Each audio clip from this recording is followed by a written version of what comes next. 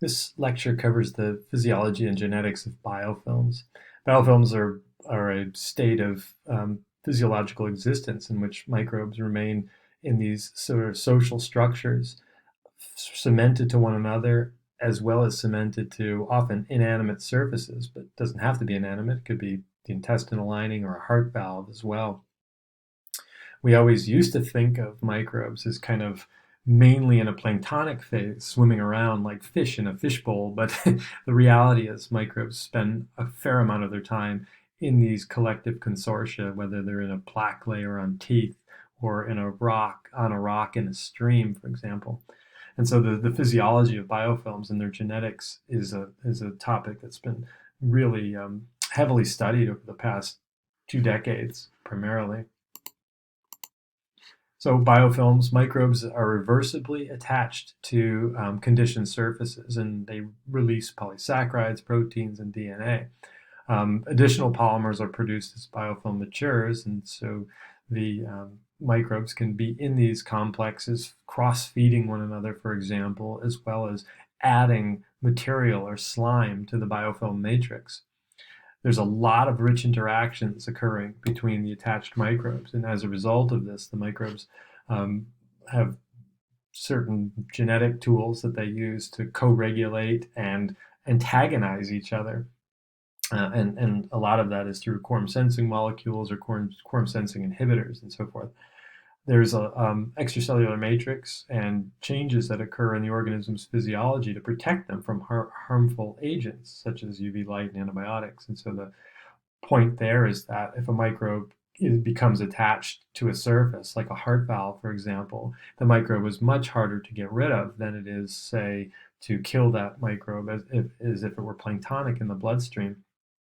Similarly, it's harder to clear out a microbe from, say, a catheter when it's fixed in a biofilm, as opposed to if it were in the fluid phase in that biofilm. I'm sorry, in that catheter, like in a water drop, for example, where it hadn't yet fixed to the surface.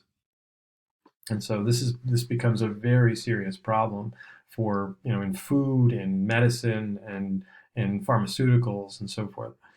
Sloughing off of organisms can result in contamination of the water phase above the biofilm, such as in drinking water systems, again, medical devices, such as implants and so forth. And so that's a really big issue. So, the dental lines, the water lines in a dentist office, can be impregnated with biofilms, and they can release microbes into the water stream pretty regularly.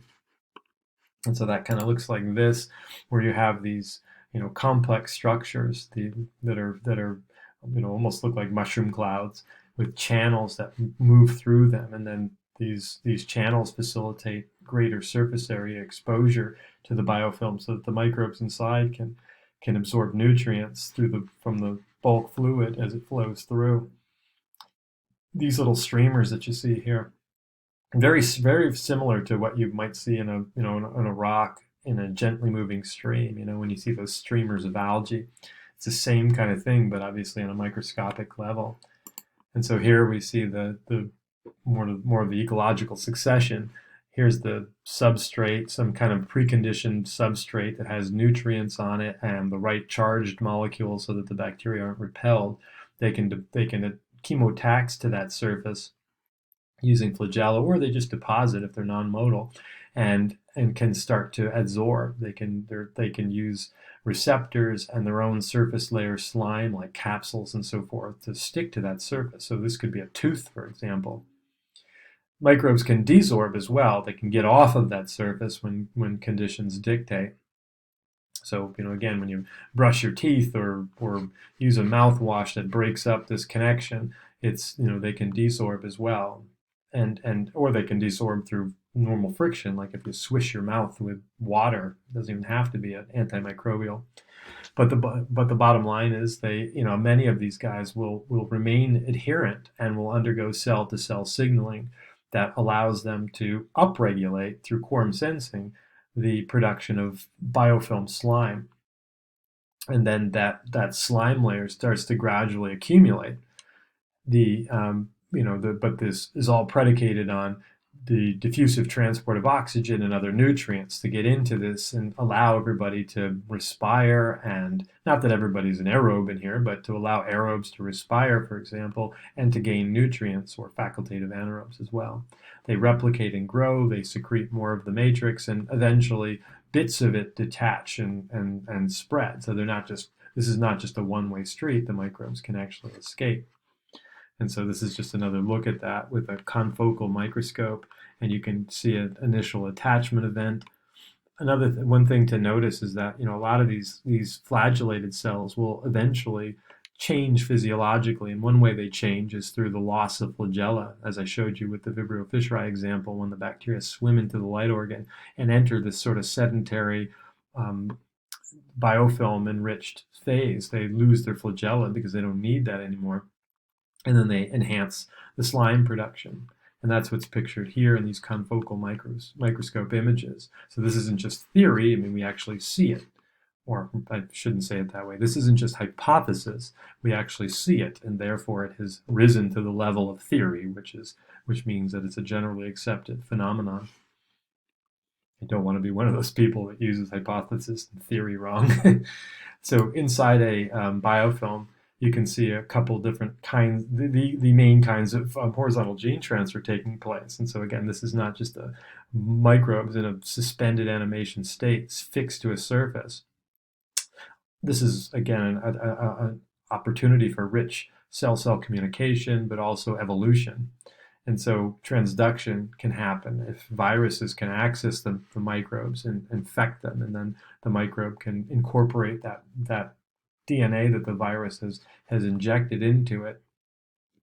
Then the recipient cells can also be donor cells. If they happen to have a donor plasmid, a conjugative type plasmid, they can mate with somebody that's kind of stuck next to them, and that mating process facilitates evolution of this guy. And then obviously, if these viruses do destroy this, then their released genetic information can transform competent cells. So a competent cell, somebody who has the DNA uptake machinery to bring this in, can then incorporate that. And so all three forms of horizontal gene transfer are fostered within the biofilm structure. But as I also alluded, these structures are, create a lot of synergy between the different kinds of microbes that make them up. So this is sort of the rusty pipe model. And in this particular case, you've got a water phase, and here's our built-up biofilm. And so oxygen and nutrients can diffuse in there, and heterotrophic microbes existing in this cloud of biofilm can use up those nutrients and use up the dissolved oxygen using it in respiration. That creates substrates for fermenters. So as these heterotrophs are breaking down polymers, they're releasing individual sugars that the fermenters can get a hold of. And as they use up dissolved oxygen, a lot of these fermenters, which many cases can be anaerobes, will thrive.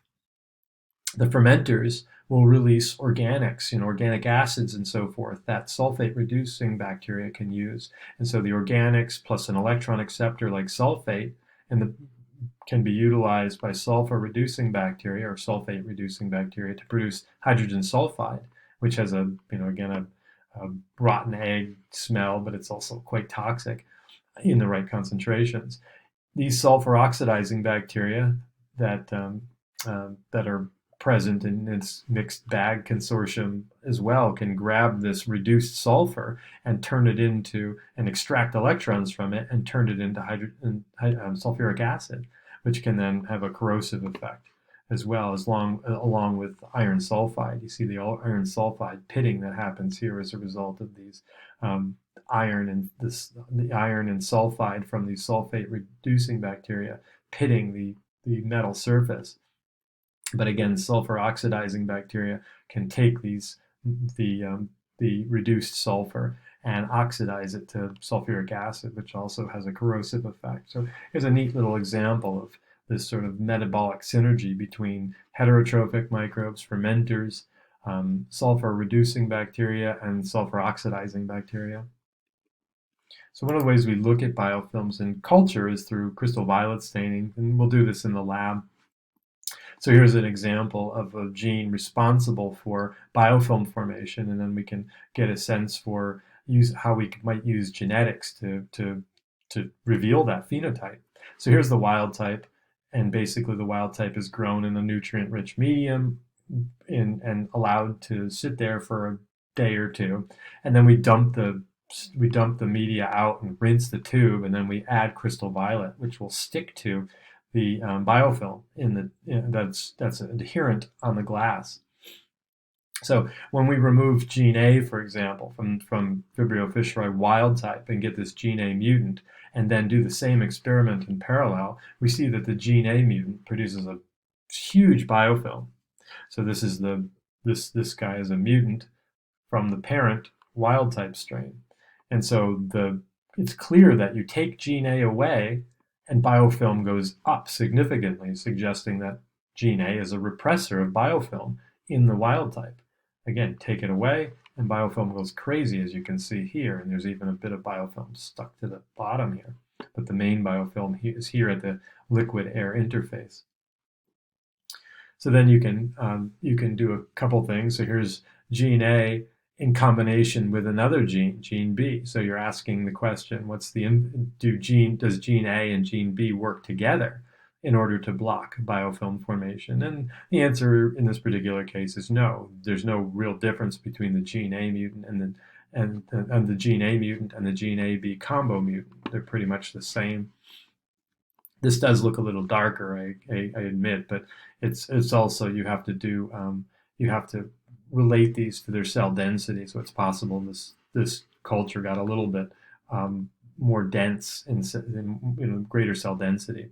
But anyway, if we look over here at the more dramatic response, the question then is, does gene A operate through gene C? And so the answer appears to be yes, right? Is you take away both gene A and gene C, and this biofilm goes away completely.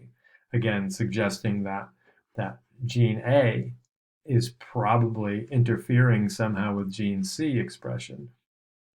And as a result, the inability of the lack of this interaction between gene A and gene C results in the complete loss of the biofilm. So in this particular case, gene B is responsible for making a normal mannose glucose type biofilm. And so the question that's being asked is, does gene A repress gene B? And if it does, if it's gene A is repressing gene B, then we would expect there to be no biofilm here.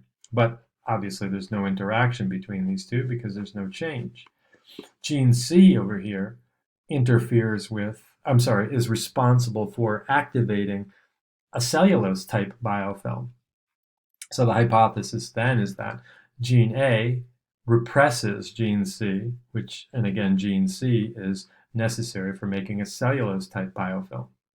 And so the idea here is that if you take away both gene A, the regulator, and gene C, the gene A, the regulator of gene C, and then gene C, the regulator of cellulose biofilm, you get no biofilm formed, and therefore we can hypothesize that gene A is actually controlling something that regulates cellulose biofilm, and therefore most of this material is most likely made of cellulose. So another way we can look at biofilm formation is through the simple assay where you can dunk a sterilized slide. So you dunk the slide in alcohol and you flame it to sterilize it, let it cool, and then dip it into media containing the bacteria of interest. And then after a period of time, you can remove the slide, rinse it so that you get rid of anything that's not adherent, and then you can stain the slide directly using crystal violet or some other dye. And as you can see, each of these specks is bacteria that are fixed to the slide at that location. And as you can see, the biofilm is much more dense at the liquid-air interface, and as you get deeper into the tube, it becomes more and more sparse, suggesting that the microbes really need that oxygen diffusion. But you can also, again, get a sense for how well the microbes attach and what the role of the gene is in biofilm formation using this type of simple assay. And so here's what that might look like in a real situation. So here's the wild type, and here's a biofilm mutant. And again, you've done the glass slide assay, so this mutant is clearly making more biofilm than the wild type. And again, you also have to remember that if we're doing a comparison like that, we need to know the cell density of this culture, just so to make sure we're comparing apples and apples. We want our cultures, this culture and this culture, to have essentially a similar optical density. We don't want to be comparing a 0.1 optical density culture to a 2.0 optical density culture, because obviously that'll artificially create a difference in the thickness of the biofilm. We want them to be, all things considered equal, who's making a better biofilm. And so again, let's assume that these have roughly the same optical density from the culture that they came from. And so you can see the thick biofilm, relatively thinner biofilm. And then if we look more closely at the actual microbes, there's a huge difference in the morphology. These guys actually have what appears to be a cloud of exuded polysaccharide or some kind of material coming out of them, as opposed to these guys, which are mostly just single vibrio or rod-shaped cells. Every once in a while, there's these weird long cells, which I don't know what the significance of that is. But anyways, morphologically, they're quite different, and it appears to be there's a lot more polysaccharide or some kind of ooze coming out of these cells, suggesting a mechanism for why this particular biofilm is thicker. So biofilm can be composed of a lot of different stuff, and I've already mentioned cellulose is one of those things, and many types of organisms make a cellulose-based biofilm. These are beta-1,4 linked glucose molecules. So beta is the structural bond that occurs between the cellulosic biofilm monomers of glucose. The alpha linkage is more used for energy, like as you find in starch. But vibrios, seminollas, these guys all make these kinds of cellulosic biofilms under certain conditions. There are biofilms like Staphylococcus species will make N-acetylglucosamine and polysaccharide biofilms. Alginate's a big one that's used by Pseudomonas. These are beta-1,4 linked L-gluuronic and D-mannuronic acids. And so alginate can be really important in the ability of the bacterium to colonize the lungs, for example. PSL is another type of biofilm that Pseudomonas produces. It's a mannose and galactose-rich polysaccharide that allows it to adhere to mucus or mucin in the lungs.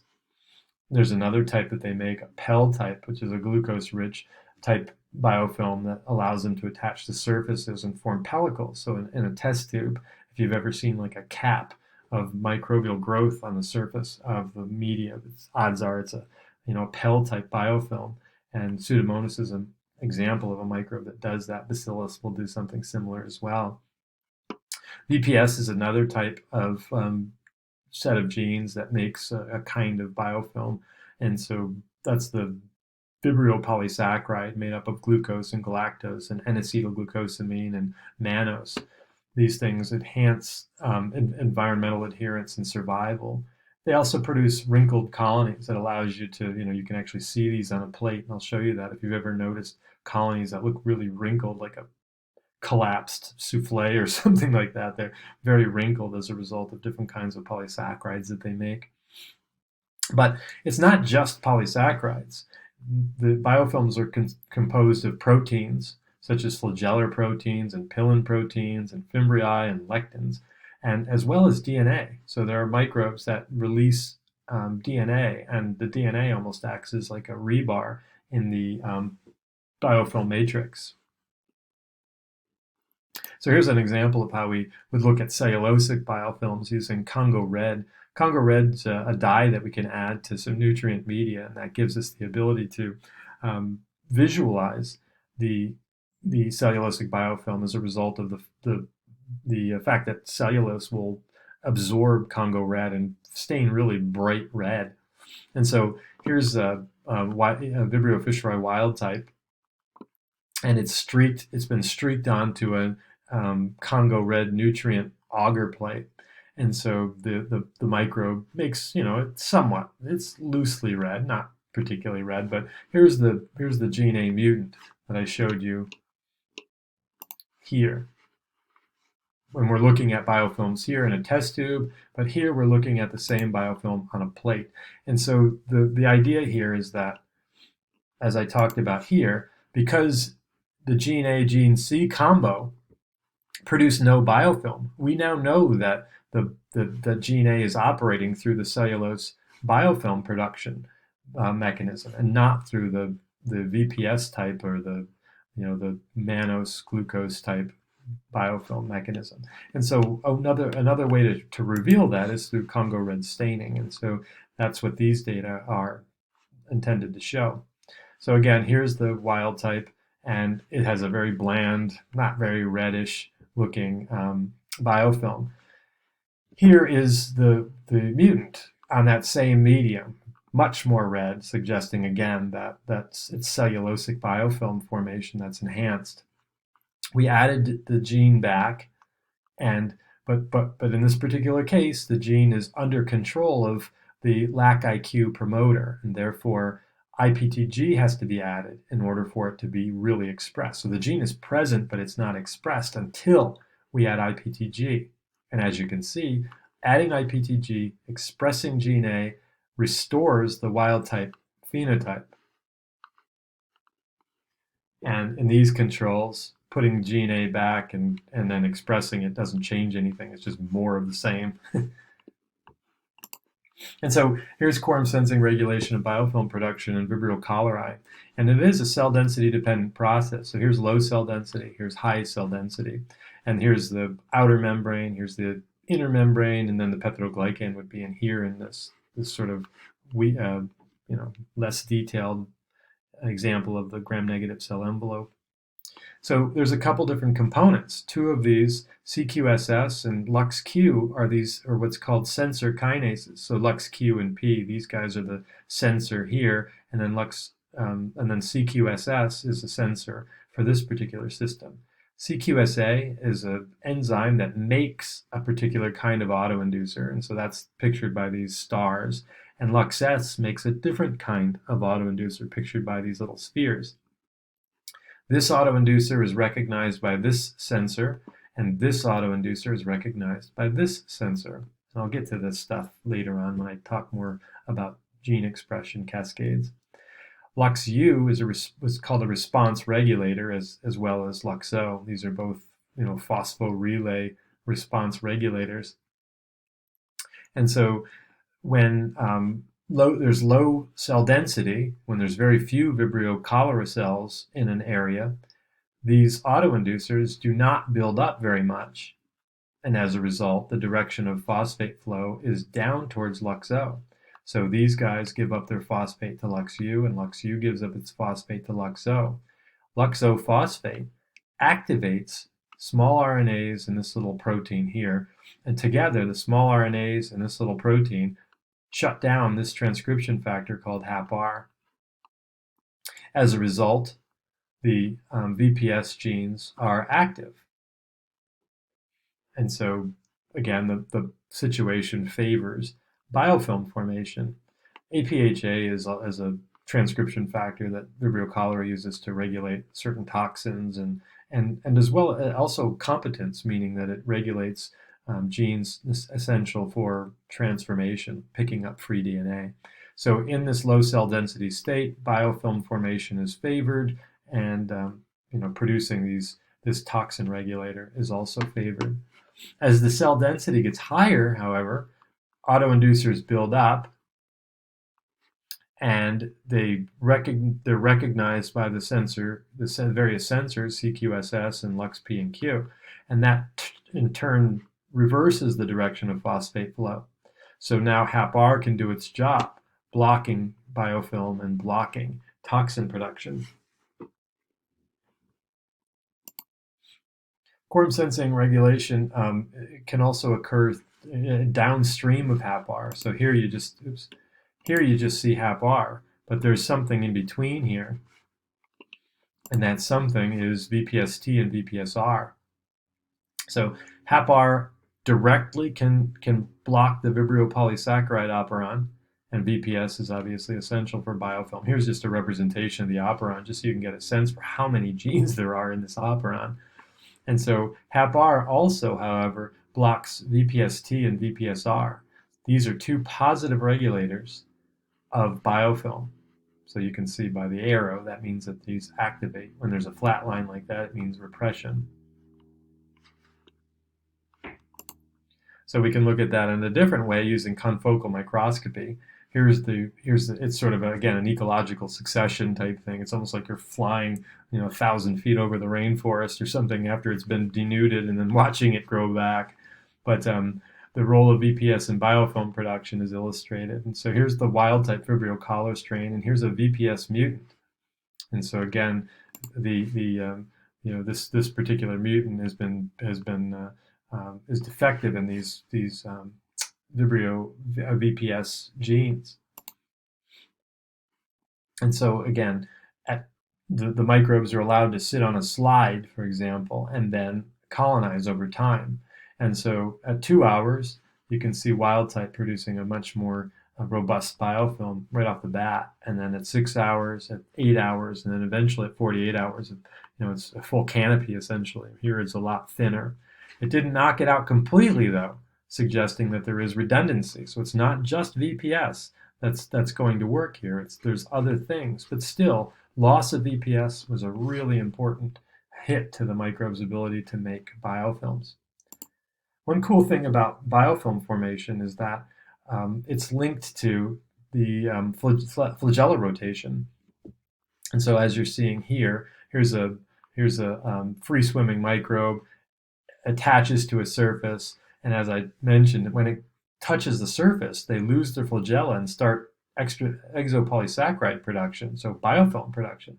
And then the biofilm can mature, and eventually bits of the biofilm slough off and release free-swimming bacteria that can go colonize new sites. Obviously, they don't want to just be stuck here forever. And so how that happens is illustrated here. Now here's just a diagram of the flagellar motor in these gram-negative bacteria. Here's the outer membrane, the peptidoglycan, the inner membrane. Here's the motor proteins here. And there's the sodium pump that exists. And so sodium ions and protons are used to power the flagella for these somewhat marine type bacteria. And so again, this flow of sodium ions is sensed and translated into this gene expression as indicated here. So in this particular case, if the flagella is rotating optimally, that means lots of sodium is coming through. And as a result of that influx of sodium is blocking these two activators of biofilm. And therefore, we don't get VPS, and therefore we don't get EPS production, and the microbe stays in this state. But when the microbe moves to a surface, the flagella rotation slows down as the flagellum smacks into the surface. That causes a disruption in the amount of sodium that comes in, and that disrupted influx of sodium results in the activation of these two guys, which can then turn on VPS genes and eventually lead to excess EPS sloughing. So it's really neat to see how the microbes have used this mechanosensory apparatus to affect gene expression. And so here's looking at this from a colony perspective, biofilm matrix production and colony morphology. This is Vibrio parahemolyticus.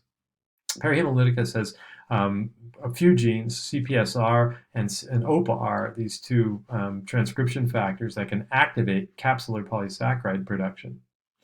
CPSS, on the other hand, can block that.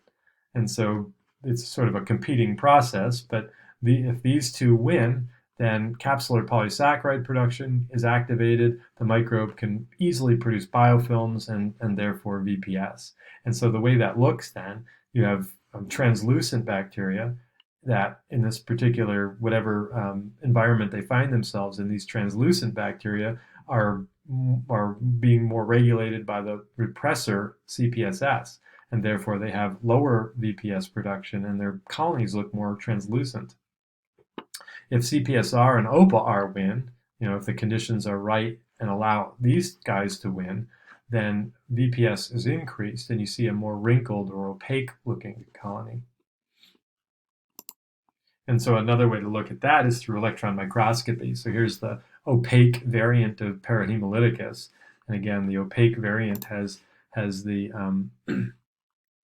enhanced VPS production as a result of these guys being favored. And so you can see this layer of polysaccharide using a polysaccharide stain in this bacterial cell. The OPA-R mutant here is translucent, and so because again you knock out OPA-R, one of the main regulators, one of the main activators, allowing this guy to be favored and shut things down to make the more translucent phenotype. And as a result, you don't see that slime layer around the external surface of the bacteria. And then this is just a gel where they extract the goop from each of these guys, then run them on a gel, and you can see just a lot more goop in the opaque. Not surprising. So here's a bit of the gene expression cascade in Vibrio fischeri. The response regulators, RSCS and CYP-F, are pictured. CYP-F appears to be regulating VPSR, and then that in turn is possibly responsible for cellulose biofilm, but I wanted you to focus on this more so. RSCS is a response regulator that detects something in the environment, and that triggers phosphorylation of CYP-G, and then when CYP-G is phosphorylated, it can activate the CYP locus in Vibrio fischeri. And the CYP locus is a bunch of genes responsible for making that traditional biofilm of mannose and glucose and so forth. Not the cellulose one over here, but the traditional biofilm. And so in this particular case, the net result is if RSCS is being overexpressed, is a very textured bacterial colony and strong biofilm formation, and it also promotes host colonization. You've seen this before. These are light organ pores in the squid, and so all these are blobs of bacteria that are aggregated together as a result of their prolific production of biofilm, as a result of the activity of RSCS detecting whatever signal it is that it's looking for. And so here's how we know that RSCS is responsible for this, because we can overexpress it and see the phenotype. So here's wild type grown on LBS, and then wild type with this plasmid, RSCS plasmid, added to it. And so this RSCS plasmid will overexpress the gene in the wild type. And so you can see this phenomenal difference in phenotype. Here's this guy, just looks nice and smooth in its wild type form, but when you put excess RSCS in, you get this incredible architecture.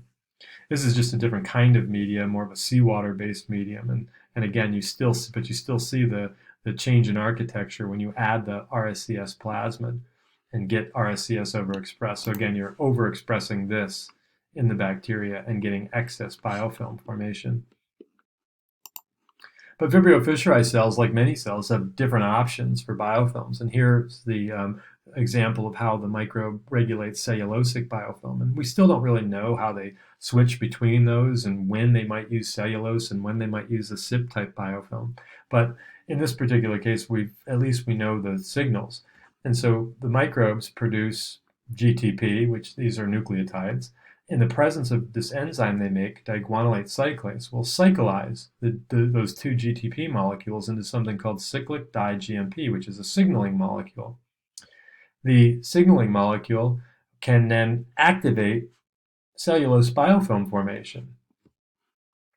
And so this is, again, a cellulose signal. The microbe also produces phosphodiesterases, which can then chop this and open it up into a linear molecule, PGPG, again the phosphate, and so forth. And so the bottom line is there's a competing activity between diguanylate cyclase, which makes the signal, and a phosphodiesterase, which breaks the signal. And so when you have the wild type, it's very smooth, and there's no cellulose biofilm. And we'll do this in the lab too, where we look at cellulose biofilm formation using a dye called calcofluor, which sticks to cellulose pretty well. And so this mutant right here, BIN-A, this BIN-A mutant is a mutant in phosphodiesterase activity. So when you take this dampening effect away, excess cyclic di-GMP is made, and therefore the mutant makes a strong cellulose biofilm compared to wild type.